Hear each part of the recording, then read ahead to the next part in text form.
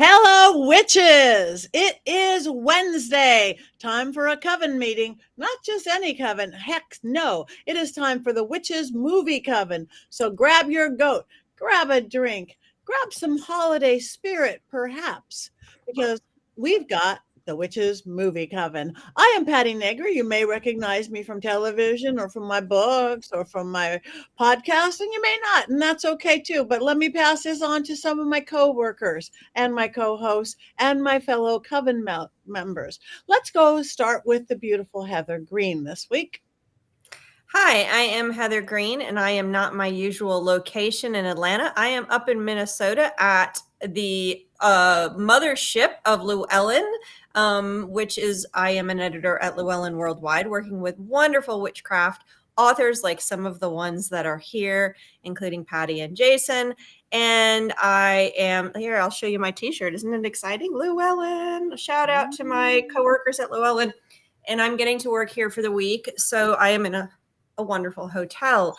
I am the author of Lights, Camera, Witchcraft, which just popped up a minute ago. And I am a journalist covering all things occult in the mainstream media. And I'm happy to be here with my coven tonight. Yay, thank you. Jason.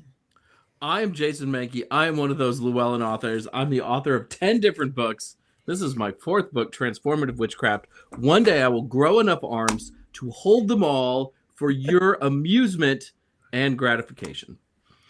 Thank you very, very much. Richard-Lael.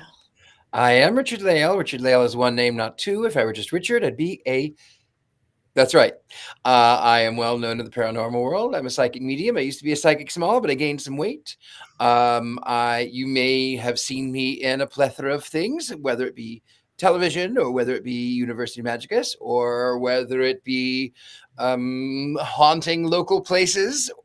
I do that too. I'm really easy to find. I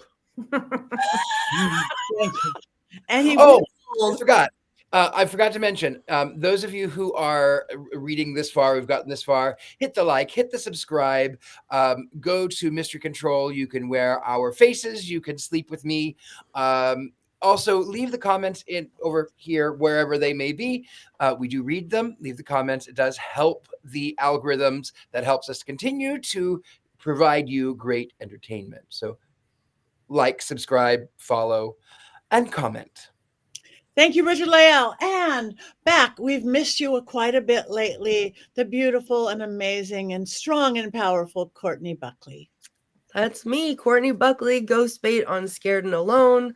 I've missed you guys as well. Glad to be here this week, and I'm excited to get into it tonight. So I'm ready. Thank you very much. Thank you for this week's movie is A Nightmare Before Christmas, 1993. And hopefully you guys all watched it. Hopefully you stayed awake for it. And just in case you didn't watch it or stay awake for it, Heather, there's something flying by your head, Heather. What is that? I don't know. I just don't know how that comment even came out of your mouth. Like, how could anyone not stay awake for this? But that's okay. We'll get into that later. Patti fell asleep or something on a rewatch. That's what it feels like to me. Patti fell asleep on a rewatch. I think that's probably what that was. So just in case somebody accidentally falls asleep after being up till 5:30 every morning, Richard-Lael, save me. Can you give us a full synopsis of this fine film that no one slept through? I can indeed give an unbiased synopsis of this film. 1993. Funny thing is that it is not Tim Burton like everyone thinks. He was actually the producer. That's neither here nor there. Anyway, I digress. Nightmare Before Christmas is originally, it was a stop motion animated film, which I find it to be better in the original before they remastered it and cut out all the wires and the things that made it kind of spectacular. That's an opinion that we'll get into later on. So the Nightmare Before Xmas, I like to say, is a story about a little town called Halloween Town, in which it is Halloween, and that is their big festival. And Jack, their sort of mascot, their hero, has done this so many years that he has gotten rather bored with screams, with despair, and with death. And so he wanders away and finds himself in a forest of trees. Of course, that's what forests are usually made out of, forests of trees. And he finds himself then in a center where there are the major holidays, Thanksgiving, Xmas, Valentine's Day, Easter, whatever. And he's intrigued by the door with the Christmas tree on it. So he turns the ball, he turns the knob, and he falls into the world of Christmas. And he is immediately immersed in the magic of the season, the snow, the joy, the laughter, and decides that that is going to be what Halloween is. So he takes this back, decides that he and his crew are going to give Sandy Claus a break, and they're going to reinvent Xmas so that it can be celebrated in Halloween Town. Meanwhile, his girlfriend Sally is a Frankenstein's doll. Her creator has half a brain that he has. He eventually ends up by sharing that half a brain with another creation. Nonetheless, Sally is long suffering, and all she cares about is the joy of her Jack, even though he couldn't care less if she existed. And she does all of these things, and he wants to go riding around on a sleigh pretending to be some jolly old Saint Nick. Meanwhile, her visions, of course, have not been sugar plum fairies and sugar plums dancing in the head. No, it was a vision of disaster. So much to form, they have sent Santa Claus packing, and much to form, Christmas, when it is not celebrated the traditional way, does go down in disaster. And yet, at his lowest, Jack realizes that he has been wrong and that he should focus on Halloween. He has a new vigor, and he, of course, with his dog Zero and his girlfriend by his side, move forward to celebrate Halloween with more joy than ever. And that is it. Thank you for that complete synopsis. Straight through. But just in case you missed something, maybe there's 5 things you missed. Heather, do you have some more information for us on this lovely? Yeah. Let's just dive into a few fun things about this. I got to get my notes here. 1993 film, a fantasy, a musical, a stop action animation, not directed by Tim Burton, but written by Tim Burton. So of course it has his footprint on it. If you did not recognize it, you should. And so that's the basis of this. So it's 1993. It is really a landmark at that point in time. It stood out. So now I'm going to go on to Danny Elfman. I'm picking and choosing here because I love to bring up Danny Elfman. He is an amazing talent, the composer of the music here, as well as the singing voice of Jack Skellington. Danny Elfman, if to list his credits would take us the entire show. I'll list a few things that you might have known him to have composed the music for. Pee-wee's Big Adventure, one of my least favorite movies. Not that I'm going to give commentary. Yes, I am. What? Beetlejuice. What? You can turn out that light, Jason. I am not a Pee-wee's Big Adventure Pee-wee fan. Beetlejuice, Batman, Dick Tracy, Edward Scissorhands, Summers Bee, Good Will Hunting, Sleepy Hollow, Big Fish. Some of these we've actually talked about on here, and he composed music for all of these or was part of them in some capacity. Oh, and you forgot Charlie and the Chocolate Factory, which I got it on there, and he was the Oompa Loompa voice. And he did do that one. And I mean, Corpse Bride. And let me just tell you, we're just not even going to get into the Wonka conversation tonight. That's going to set a war. That's CGI. Jason will not. I don't know that CGI nonsense. CGI nonsense. Exactly. I agree with you. CGI nonsense. But he did do the voice for the CGI nonsense Oompa Loompas, Corpse Bride, and the new Beetlejuice. and just a host of other things. He's made appearances as well, not quite as many, but the amount of music he has written, composed, and been a part of in Hollywood and television is phenomenal. This man is a massive talent. So his music here makes sort of it recognizable. You can hear him very much in this movie. Number 3, cast. I just want to mention some voices. Ken Page, who plays Oogie Boogie. You might recognize, well, you may not recognize him actually. Ken Page, he died in 2024. And there he is. He's Oogie Boogie. And the two things that he's most known for is his performances in the original cast of Ain't Misbehaving and the original cast of Cats' Old Deuteronomy on Broadway. I saw both of those, so I'm really excited to know that I saw him. Not that I would have known at the point because it was a long time ago. He was also, unfortunately, in the film version of Cats, so we won't speak about that again. Release the butthole cut. Exactly.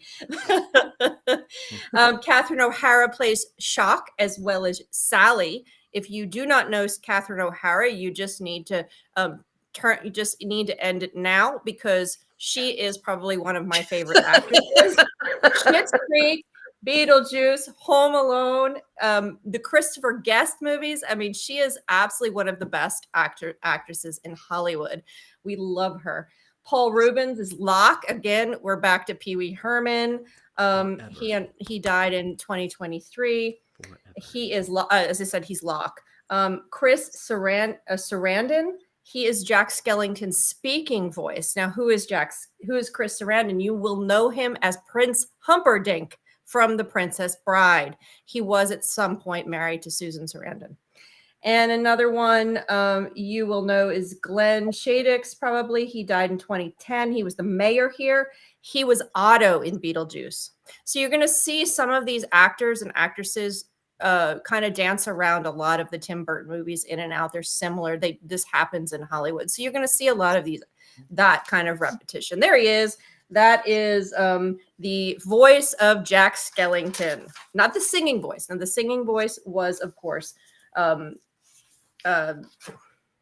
goes my brain. Yes. Okay.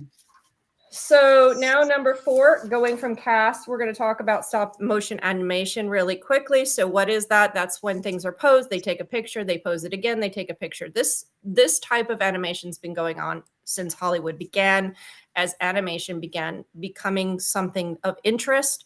And I think it was late 1800s where we first started seeing this capacity and something in entertainment. Some of the people you might have heard of in the past that are famous, Ray Harryhausen and George Pal. These are two of the big names in the stop motion animation a long time ago, mid-century. Ray Harryhausen did a lot of the monster stuff. George Pal, interestingly, did the very first Hollywood film animation short that actually had a witch with green skin after The Wizard of Oz. So that's his claim to fame in my book. You'll mention him. It's the first time another witch had green skin, and he kind of helped perpetuate that into the future. In this film, there were 227 puppets used, and that does not include the sheer hundreds of faces they had, because every time that is Ray Harryhausen right there with some of his monster puppets. And he does have that. We do have some witch films where he has done some stuff in, so maybe we'll see him at some point. But yes, so these are some of the anyway, back to that. So 227 puppets, and there were a lot of more of faces and pieces that they would have to change. And according to what I read, they would only be able to film about 70 seconds of film per week. 70 seconds of film per week, because of having to tweak and change to be able to get this to look real and movement. So it's fascinating, and it takes a lot of patience to do this kind of work. Number 5, what do we have here? What did I write down? Can I read it? Oh, this is the fun part. So as Richard-Lael said, it's people make the mistake that this was actually directed by Tim Burton. It's not. It's from his mind. This was based on a poem he did which was a take on the nightmare, the Night Before Christmas. He wrote it as The Nightmare Before Christmas and then turned it in this. That is what became this movie, along with the help of another writer. Of course, Sally and the Love Story was not in the original poem, but that poem, that darker Tim Burton style poem, became this movie. And you can actually go online and search for it and read it. Twas The Nightmare Before Christmas. And I don't know it off the top of my head, but you can look it up. You can read it and see Tim Burton's original poem that was birthed into this film. And that's it for now. Now we need to talk about it. Okay, who wants to go first? Dead air. Goodness. Dead air is never Nobody good. likes to go first. Nobody does. I usually do, but tonight I'm going to take a step back because Go I ahead. would like to hear others first before I have things to say. And I just want to not talk about the movie yet, but I just want to say, I am winking at everybody here.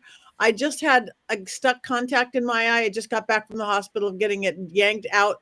So I just like you a lot, and I'm winking at everybody here. So I thought you were flirting with me. I'm so I am. hurt. I'm flirting with all of you. I thought it was Blonde's night, you know? Yeah, babe? it is. We're looking at each other. So I apologize wholeheartedly. I just did want to explain it why one eye is completely closed.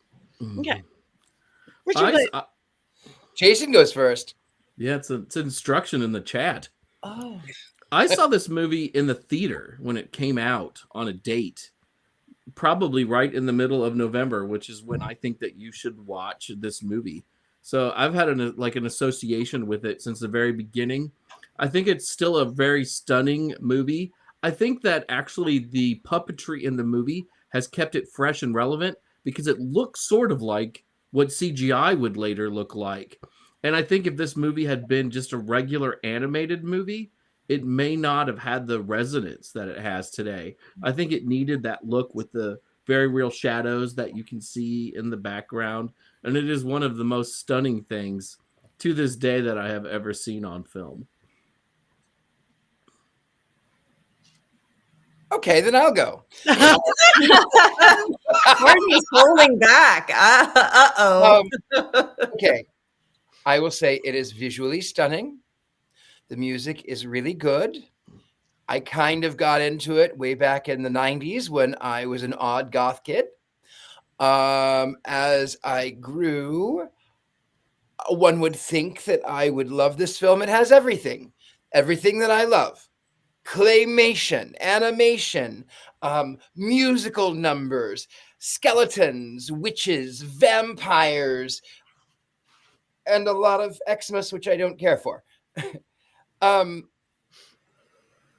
However, the more that I got in, as I sort of more rationalize it as an adult,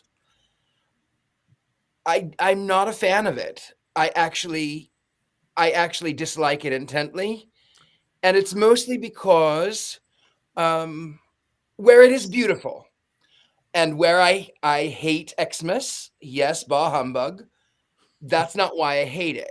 I actually despise it because Jack is so callous that he forgets about Sally. She's doing all of these things for him, and everyone says, "Oh, I want a relationship like Jack and Sally." No, the F you don't. No, you don't. He sort of poo-poos. She tries to tell him, "Oh, no, you don't know. You're just a woman. You don't know. Go sit back over there. I'm going to do this vision. Help me do this vision."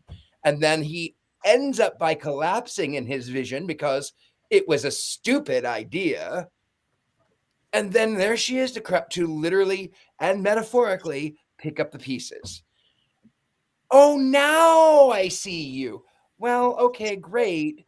But I just think I dislike that relationship.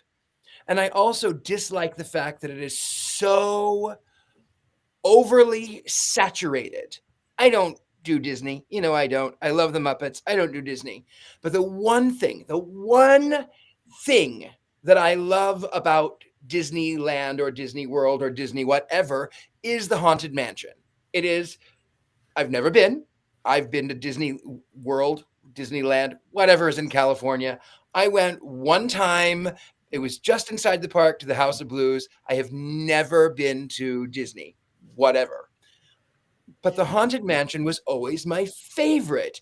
And now, it's more than that, almost 30 years now. 30 years later, as soon as it is October, it is The Nightmare Before Christmas, The Nightmare Before Christmas, and it's everywhere. And it becomes sort of this mantra where people think they're being edgy and they get tattoos of Jack Skellington, and it bores me. That's what I think. Thank you. Thank you. I don't know if we're going to have some hexing going on or what. Courtney, your fingers up. I'm ready to go now that Richard-Lael broke the ice.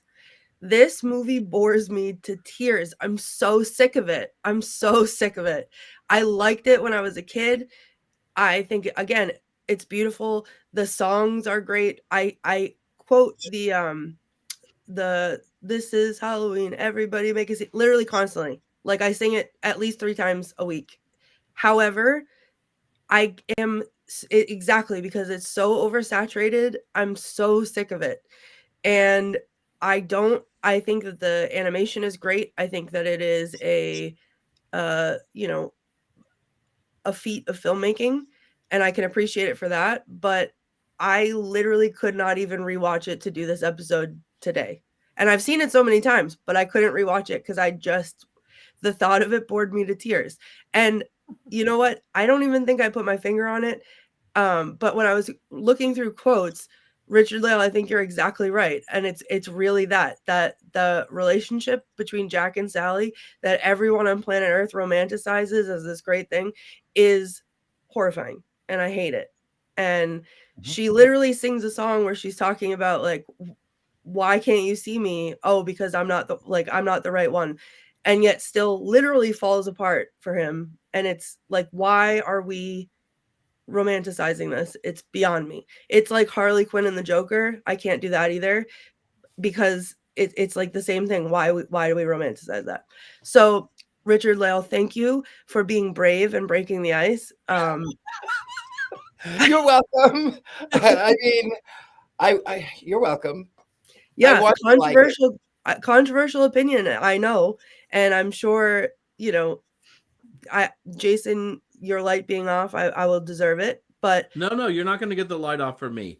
I don't love this movie as much as so many people love this movie. I like this movie. I think it's good to put on in the background while I'm doing something else. Sometimes I just listen to the soundtrack and I appreciate the pictures on the screen when I'm watching it. But there are people whose entire personality seems to be built around The Nightmare Before Christmas, and it's not that great as a film. Story-wise, it has some issues. It's also, I love that you couldn't even watch it. It's got a super short runtime. It's like only barely 75 minutes, I think. But yeah, there's not a whole lot of story to it. That's for sure. And Jack and Sally are problematic. That's a toxic relationship. Literally. And someone in the chat, Kristen said Marilyn Manson made a cover of This Is Halloween. I love that. I love the cover. But yeah, it's just like, it's too much. It's too much for me. I just don't want to watch it anymore. I don't want to talk about it anymore. It is one of those things that people make their full personality, and I would like my personality to be anti this movie. I can't even put it on and have it on in the background because it annoys me. I can listen to the soundtrack. I have it downloaded on my phone because I love the songs. And a couple of years ago when I was giving out candy on Halloween, I had it playing on a loop, like over speakers on my front porch while I gave out candy. And I will say Oogie Boogie. I love Oogie Boogie, but as a character, and that's it. And I don't love anything else. And I think everyone that's in it is so talented, and anyone that had a hand in it is so talented. I'm just sick of it. So there you go. Okay, thank you. I will jump in the middle with this going, I rented it. I've of course seen it, but not in a long time. I actually have a Sally doll. I was sitting here going, oh, where is my Sally? I'm looking at all my Barbies. I have a Sally doll, but I've been up very, very late, so I really can't. I rented it. I paid my $4 2 nights ago. I turned it on. I watched the beginning, going, "Oh yeah, I know this film," and then I woke up, and how when you went with Amazon, it was The Grinch, and I watched about a half hour of The Grinch Who Stole Christmas, going, "This is not how I remember. Where is that skinny skeleton? Wait," and I totally watched The Grinch movie, but at least Well, watched while I wasn't looking. you want to talk about a toxic relationship? I love The Grinch. I'm in a toxic The Grinch relationship too. with The Grinch because that's Yeah, my favorite. that I was awake for that one. Yeah, as you should be, because everyone should be. All versions of it. Yeah. Holiday Who Bear Water. I hate you. Hate. Lose entirely. Oh, I go through with myself. I can't cancel that again. Which Grinch? The live Grinch or the cartoon Grinch? I mean, any version, but the Jim Carrey one is the The my Jim favorite. Carrey. I woke up to Jim Carrey going, "This is not what I remember, but it's late and I've been up till 5:30 every morning." I said, so but I'll watch it going, I really don't remember. But yeah, he was great. Jim Carrey kept me awake. Jason, is your light offered the Jim Carrey Grinch? Yes, Great. it is overlong. It is not nearly as good as the original, which is a classic. There's just too much. The only scene I even like there is with the baby Grinch in the movie. That is the only fun scene in the whole film. But I still love you. But I still Well, first of truly all, I'm love going to you. say the baby Grinch obviously is great. However, compliments earlier in the chat are not saving you from being hexed for that. So nice try. Good work. Trying to butter me up. He Not tried. working. He tried. Yeah. Completely fair. I saw completely right. fair. I knew exactly what you were doing. I saw right through it. Yep. Doesn't work. Wink, wink, wink, wink, wink. Moving on to Heather. Save Well, us. you know what? I totally get what everybody says. It does get played over and over again, and Disney loves to do that to us. That's one of their features, is overdoing everything that they own, their properties. So I totally get that. This movie, I loved it when it came out. I still love it. I love everything about it. I love the music. I love the story. I do think it has a good story. It's a small story, but I do think it has some interesting, it has enough to get me involved. I do think we do have, when this time it comes, as soon as Halloween's over, it becomes Nightmare Before Christmas season. So at some point it's going to be watched in some capacity. I don't aim to watch it religiously, like we have to sit down and as a family watch it. There's very few movies that our family does, but one of my children, my youngest, loves this movie, loves everything about it. Has Jack Skellington and Sally stuff all over their room. It's just their part. So it kind of is also connected to my child, and that watching them grow and loving all the things. And I think this kind of movie inspires them in some ways. And definitely is part of their personality, at least now as they're growing. So I have a fond relationship with this movie. I think I love Danny Elfman's music. So I love the music. I love the artistry and the imagination of it. The idea that there's holiday worlds and they can interact, and Jack Skellington going to Christmas. I love when he winds up in Christmas land and does the "What Is This" song. I mean, I just think that's so fun, and all the pieces. I think it's very imaginative. Is it part of my personality? Am I, running around and wanting to be Jack Skellington or Sally or any of these things? No, but this is definitely one of my holiday films. It's really one of the few holiday films that really exists comfortably between this liminal time between Halloween and the full start of the Yuletide Not season. Jason's start of Yuletide. Yeah, it's how many movies are sort of that in between? Because someone just said they're paralyzed. Is it a Christmas movie or a Halloween? But it's an in between movie. It's both, and so it kind of exists in this liminal space. And so we kind of use this as the bridge between this and Thanksgiving, and sort of launching us into it. But again, we don't watch it regularly. Although, if I hear This Is Halloween, which happened probably a week ago, it just happened to come on. And I was transfixed and started singing, and Ben was horrified. My partner was horrified. He thought I had gone crazy, and I'm like, just let me be. But again, that happens with any musical that I love. So truthfully. So that's my feeling about it. I do love the music. I agree with that. Everything that everybody said about the animation and the beautiful and I do love This Is Halloween. I do sing that. It's the only one I know. Yeah. But all right. Where do we go now? This is like the shortest movie we've ever talked about. No. Maybe we have a maybe we talk about Willy Wonka and other forms of or other Tim Burton movies. We can, but let's get to quotes first. Courtney, do you have any quotes? Unfortunately. Please hold while I pull them up. It's not that bad, Courtney. No, what's bad? Richard-Lael. What's bad about it is that I did not rewatch it, so I feel like I can't deliver the quotes the way that they were meant to be delivered. Full disclosure, I did my homework halfway. I cheated, and I looked on IMDb, and I pulled quotes from there instead of from the actual film like I normally do. Again, because I could not bear it. So I can't deliver them because I don't remember how they were delivered. So I just picked the funny ones. Anyway, so there's one where the policemen answer the phone and say, "Hello, police." And there's a woman screaming hysterically. And he says, "Attacked by Christmas toys. That's strange. That's the second toy complaint we've had." And then someone in the chat mentioned the Kidnap the Santa Claus song. So a line from that: "Kidnap the Santa Claus, beat him with a stick, lock him up for 90 years and see what makes him tick." I thought it was funny. Also, the whole Santa Claus thing is cute. But Santa Claus in person, Jack says, "What a pleasure to meet you." And then he goes to shake his hand and says, "What? Why, you have hands. You don't have claws at all." Let's see. Oh, Jack is handing out presents. And he gives the kid, he says, "That's all right. I have a present for you anyway. There you go, Sonny. Ho, ho, ho. Hee, hee, hee." And the mother says, "What did Santa bring you, honey?" And he has a shrunken head, and everybody screams. And then he flies away and says, "Merry Christmas." The saxophone player saying, "Nice work, Bone Daddy." I want that on a t-shirt. Jack Skellington, he's saying "What is this? What is this? What is this? There's color everywhere." And I literally, like, I also sing that one, or I like mime it, like when something happens. "What is this? What's this?" Jack's talking to Santa, says, "Forgive me, Mr. Claus. I'm afraid I've made a terrible mess of your holiday."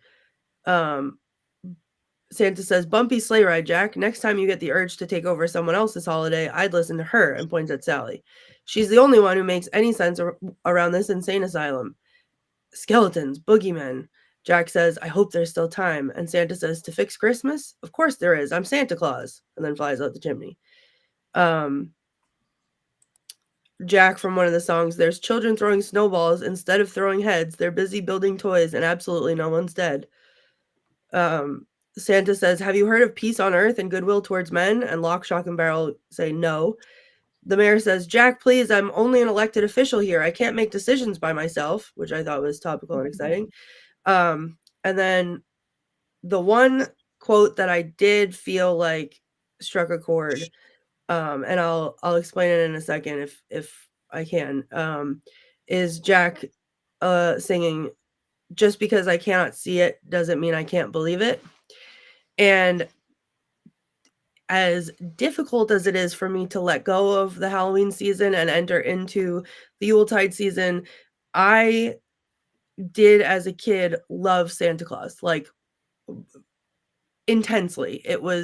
I was getting into fights at school when I was older than I probably should have been about whether or not Santa was real.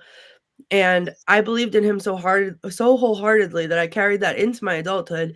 And I had to take a public speaking class in college.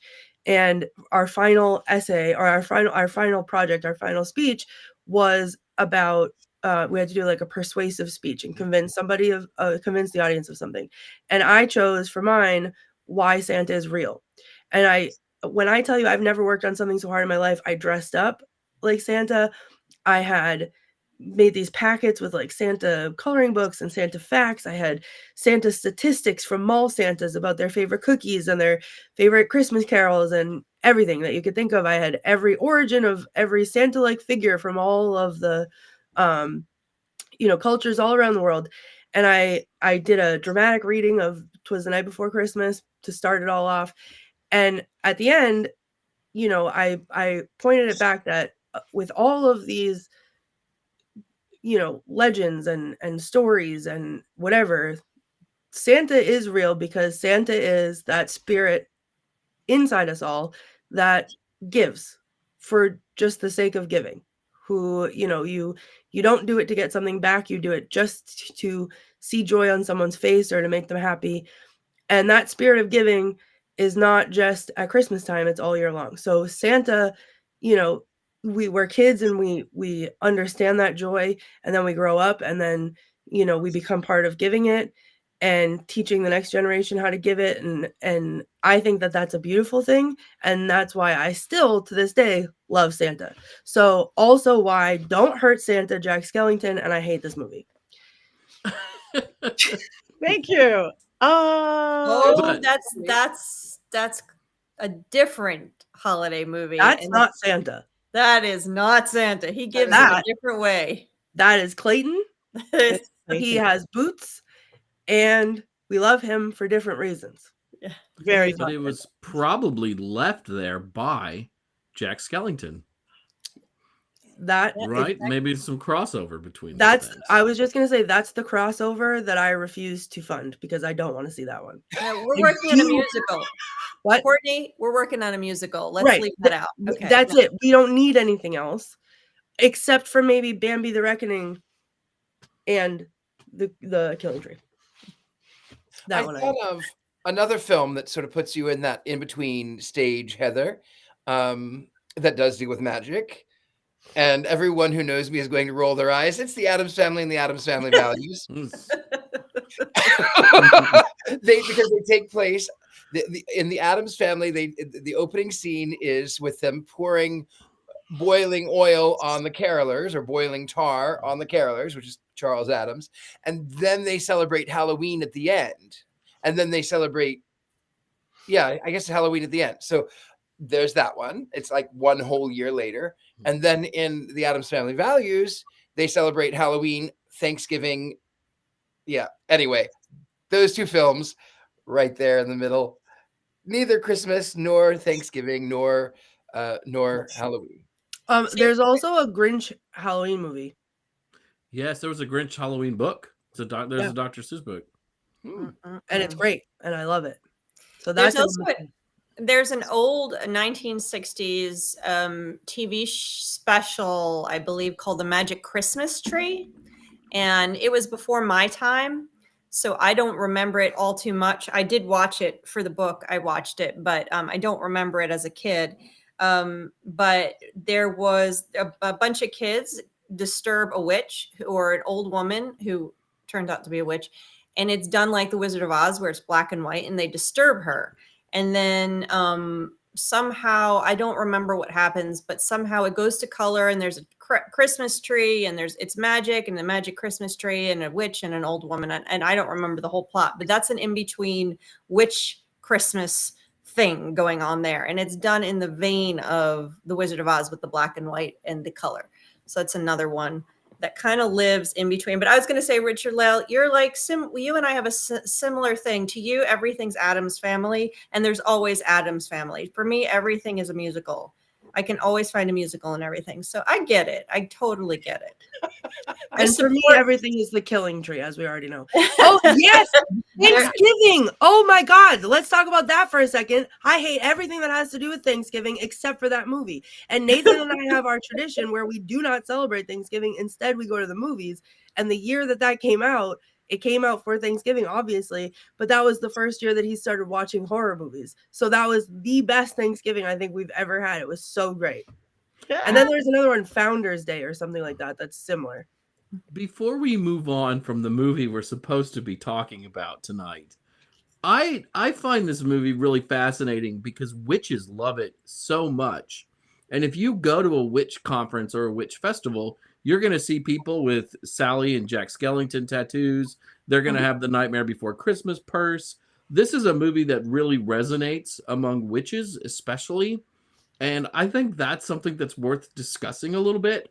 Also, I will say some of it, I think, is because Samhain is most people's favorite holiday amongst witches. Right. And there's just not a lot of Halloween material, as we've discussed on the show before. And all of a sudden, now you have like the This Is Halloween song, which is one of the few Halloween carols that we might get to. Also, Halloween is faceless in a way that something like Christmas with Santa Claus and Easter with the Easter Bunny is not. There is not like a figure for Halloween. And I would say that Jack Skellington has become this figure for Halloween in the broader, greater culture. I think a lot about this film because I see so many references to it in our community. I'm old enough to remember when the devil was the mascot for Halloween. Mm-hmm. In certain communities. I mean, well, good old days. And Jack Skellington is he wasn't invented out of the blue. I mean, obviously it's a Skellington, but he's the Pumpkin King. And that comes from a long line of witchcraft associated with a pumpkin that is born out of a pumpkin patch. And I'm not just talking about Charlie Brown.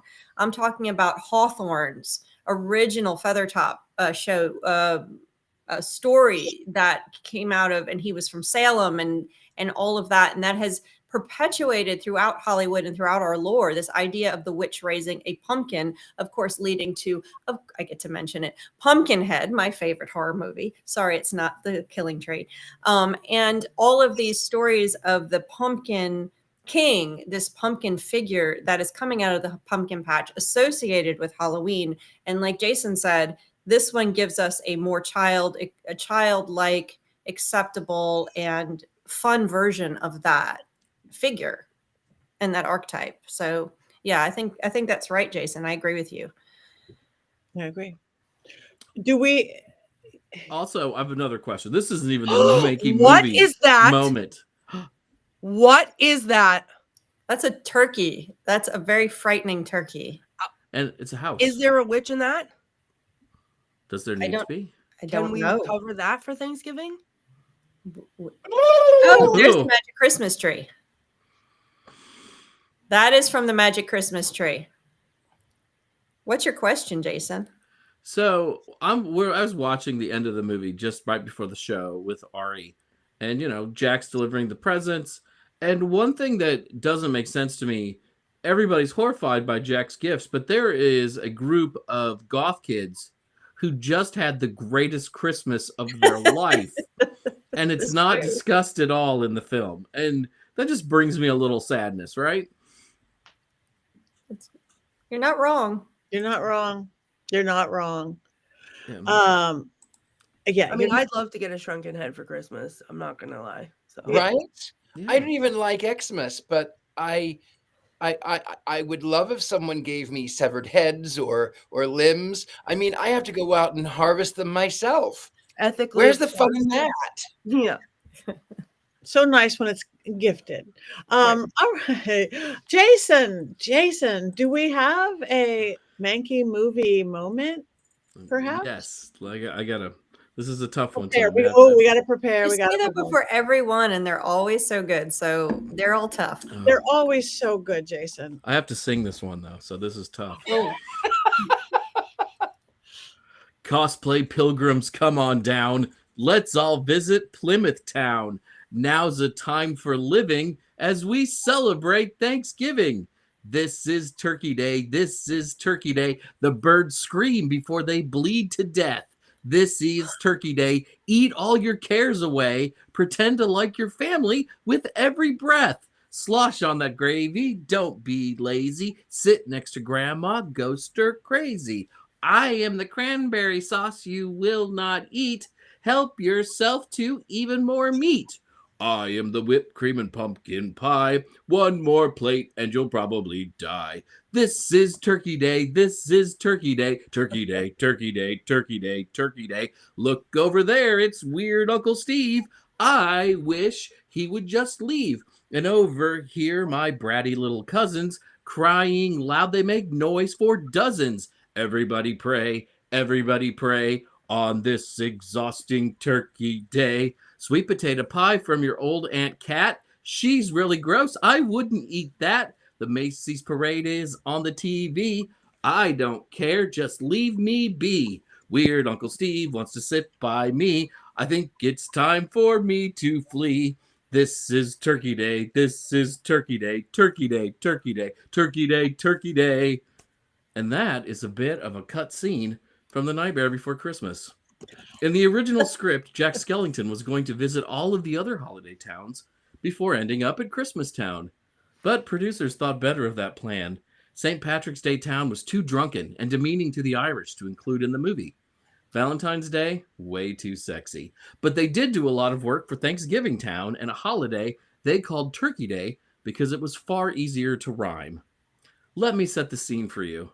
At the center of Thanksgiving Town, there are old colonial buildings that gradually turn into cozy, large Midwestern homes.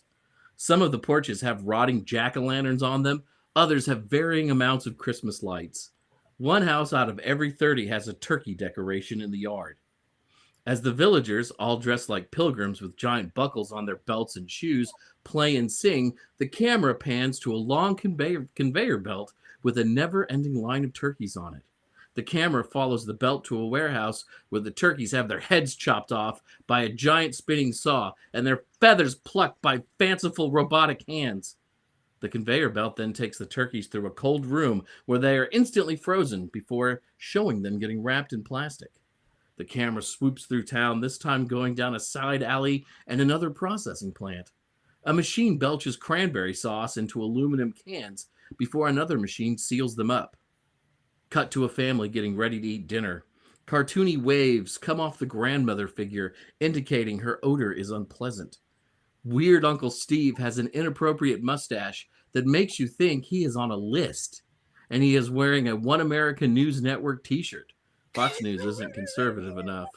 And he can be seen mouthing something about owning the libs. Two children are running wild through the house, tears streaming from their eyes, indicating aggressive and unneeded crying. On the TV, there's footage of a parade with someone lip-syncing on a slow-moving float, sponsored by the fine folks at Facebook. And we can see Aunt Cat setting down some sort of unrecognizable, grotesque casserole dish. A cat jumps up on the table, sniffs the casserole, and shakes its head no as a warning. The camera swoops out of the house past some people playing football and comes to rest on a giant turkey. This is Tom Turkey, the cannibal king of Thanksgiving, and he is gnawing on a turkey leg dipped in gravy. He smiles approvingly at his bustling town. Cut to Jack Skellington with a horrified and nauseating look on his face. Not surprising, all of this was just too intense for children and was all cut out by Disney. But for those who have been lucky enough to get a rare look inside the Disney vaults, Thanksgiving Town lives on, and I'm so thrilled I was able to share it with all of you tonight for the Witches Movie Coven. Bravo. Bravo. Took me forever to write that stupid song. That's brilliant. Like, can I turn my light up brighter? Aww. Because, come on. Okay, that might have been your best one yet. That was good. That was Thanks. good. I would watch that one. I would watch that Thanksgiving movie over The Nightmare Before Christmas every year. I would watch just that scene. That's amazing. Thanksgiving Town would be grotesque, though. It really would be. It really love would be. Let's Whoop, whoop. All right. The turkey Well, heads. we have gone through this entire film, the highs, the lows. So now our wands, the highs, the lows. We want everybody. If I wish I knew where my Sally doll was. Oh, where is she? Oh. Planning and foresight is not my strong point. Okay. I don't even know. Okay. Patty, It's here. you love everything. You're too. Well, okay. No, put it back. No, Right, it's no fine. pressure. It's fine. The show's better when we don't agree anyways. It's all good. It's not completely. I could really go here, but you know. That's I where love mine is. My Sally doll is making a deadly nightshade concoction. Yes, it is. I think Yes. she is. I would be having her up and down if I knew where the heck she was, and she's within 3 feet from me. I should have kept me awake because Grinch kept me awake. As it should, because it's great. So we I got love that none of Heather. us have wands. So Jason. none of this is wands up or down. None of us are even have wands. Who has none of us has a No, wand? I has have a a stirring wand. straw. I'm in a hotel and I didn't bring my wand. So here's my stirring straw. We couldn't even give the Nightmare Before Christmas enough respect to use actual wands tonight. Yep. That Got one Here's a single hairbrush wand. and here's a pen and here's a stirring stick I grabbed out of the trash. Hello, Tim Burton. Please watch our show. No, Oh, this one was of not us. grabbed out of the trash. This is fresh. And I'm in a hotel. Otherwise, I'd have my wand and it would be up. with Okay, a chill let's look wand. at everybody in the chat room. We've got it's very mixed. I want a neutral up nightshade. You're right. One's up at the idea, one's down, up, down. Wow, there's not All there's over. not a middle ground here. I'm really surprised. I mean, I thought that this would be everybody loves this movie. No one ever says anything bad about this movie, and it's been the exact That's opposite. because everyone is experience tonight. afraid to come against Disney. It's true. No, I don't think that's true now. Everyone's You're scared of only Big saying Mouse. that because you're also afraid that Disney might sue you. No. Big Mouse coming to get us. I trashed the Muppets, Wizard of Oz really well, so I'm good. I'm on a list. You're on the list, Heather. I'm You're on a list. Okay, so what are we gonna watch? This was interesting and good. And what fine film are we gonna watch next? Wait a minute, hold on. The only movie Patti has ever like even remotely hinted her one down toward, and this was interesting and good. I I love you, mean the Patti. movie. I meant us. I did Oh, not okay. mean the movie was Sorry, I thought interesting. I meant we were interesting. yes. Okay. I mean, but it's It's true. always Patty is, interesting. I did Patty not is say so great. nice. You know, I she'll watch a movie and it's like, it's clear they tried very, very hard. Yeah. Wands up. And I only have one eye, you guys. I really have one eye. Well, you know what? The good thing that I was saved from having to look at this for any longer. So There you go. Yeah. What are we watching next week? Something very similar. We're going to be watching Nosferatu, and that means the recent one and the old one if you would prefer to watch it. So you can watch any older version, the original from back silent, or both or all Nosferatu. I Okay. would rather watch Yasferatu. I did watch Yasferatu. Are you kidding me? That was I will save it all for then, but it's funny that I didn't know that this was the movie next week, but I just was scrolling back through my Facebook and I found a post that I made, and I'm not going to repeat the whole thing because I'll save it for next week, but it was a quote from Nathan after we went to see it, and he said he was talking about how Nosferatu was superior to Twilight, both in vampires because no one sparkled and in romance. So interesting hot take that I will share next week. I'm very excited about this. Okay, good. So our main focus is the most recent one, right? And Yes. recent one, and then do our homework with the others. Okay. All right. Does anybody have anything coming up that they would like to talk about and share with everybody? Where can people go see you, talk to you, look at you, follow you? Courtney. I am all over everywhere at the Themes, or Courtney Buckley on Facebook. You can find me there. I just did a podcast interview where I relived the trauma of Villisca again, with the Gals podcast. And now I feel bad because I might be saying that. So that is on YouTube and Facebook. I believe that you can check that out. Give me a second. Let me just double check the name of it. Yeah, Gals, Ghosts and Ladies. I was right. The Ghosts and Ladies podcast. I met her at the ghost hunt that I went to with Christy at Middleborough Town Hall recently. But I'm just going to throw out there that doing all that, gave me the bug again. So maybe some ghost hunting in our future. Yes. But yeah, that's it. Yay, thank you. Jason. I will be at the Occulture Fair, Occult URE, Occulture Fair in Las Vegas, Nevada on November 21st, doing a workshop and a ritual that I call the Gifts of the Witch Father. I'm very excited. It's always great to be in Vegas doing witchy things. Beautiful. Thank you. Richard-Lael. I am really easy to find. I am the Gentleman Psychic. Where all good gentleman psychics are sold, usually on street corners. I'm here in New Orleans. You can find me everywhere. If you want to come to tea, I do seances, I do tea, I do tarot. You can find me also sometimes at the Vampire Apothecary. I am a University Magicus. I'm easy to find. Thank you very much. And Heather. I will be doing the class, an introduction to Wicca, or excuse me, to ancient French Wicca. That's coming up this Saturday in my local Atlanta. I'll be doing that in a local metaphysical store.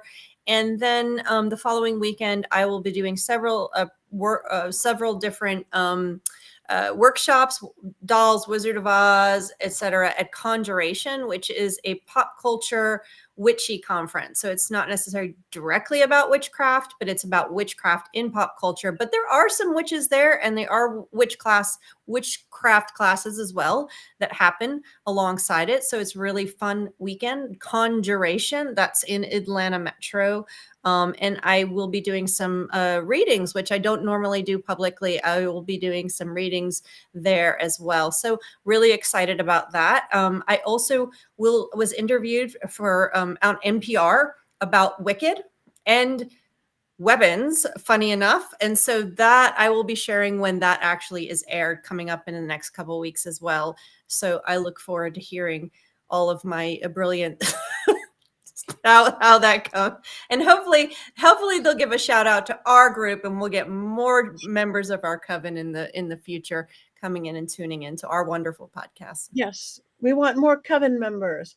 I will be next week. If you are anywhere near Brainerd, Minnesota, which is a very historic town in the middle of nowhere in Minnesota, very haunted and historic, doing a mediumship gallery on the 15th.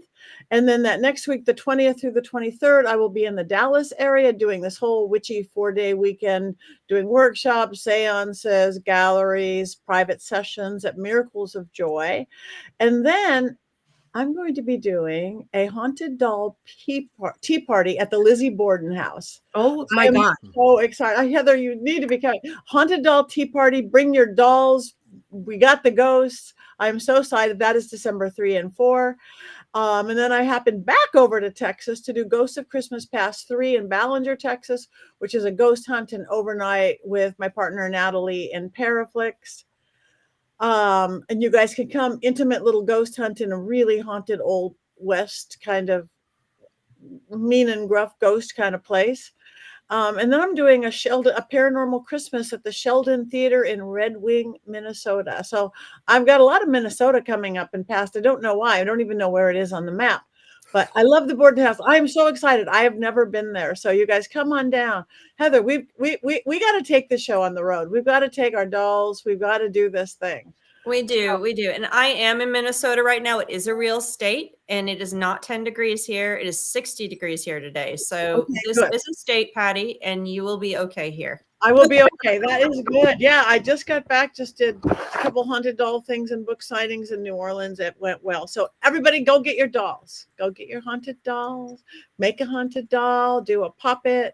And you guys, please like us, follow us, do all that stuff, both individually on our social media. This is all of us. And of course, as the Witches Movie Coven, we have a Witches Movie Coven page.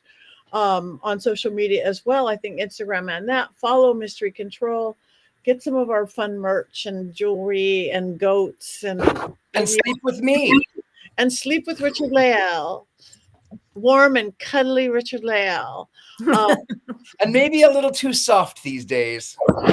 Well, you know, we're not going to go there. Okay. It is that time. We have one more thing to do.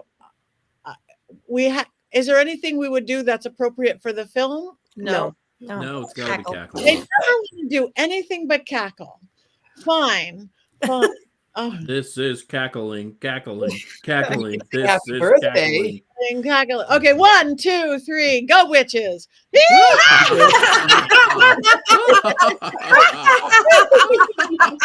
Ever since Patti Negri's Dollcraft came out, people won't stop asking me for magic advice. It's exhausting being this fabulous and this haunted at the same time. All right, folks, I've got poppet spells for love, protection, and abundance. Going once, going twice. Sold to the curious witch in the back. Do you know how hard it is to keep up with all this magical demand? Thanks a lot, Patti. But if you must ruin my life too, you can get a signed copy from pattinegri.com, your local bookstore, or a silly place called Amazon. Just don't blame me when your dolls start feeling fabulous. Ugh, I'm too enchanting for this.